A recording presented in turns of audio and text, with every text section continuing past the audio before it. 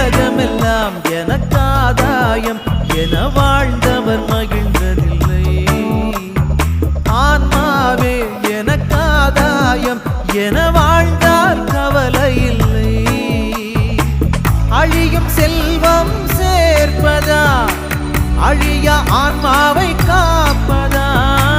அழியும் செல்வம் சேர்ப்பதா அழிய ஆன்மாவை காப்பதா? இந்த கேள்விக்கு பதிலாய் வாழ்ந்தவர் யார்? அவரே புனித சவேரியார். உலகமெல்லாம் எனக்காதாயம் என வாழ்ந்தவர் மகிழ்ந்ததில்லை. ஆன்மாவே எனக்காதாயம் என வாழ்ந்தார் கவலை இல்லை.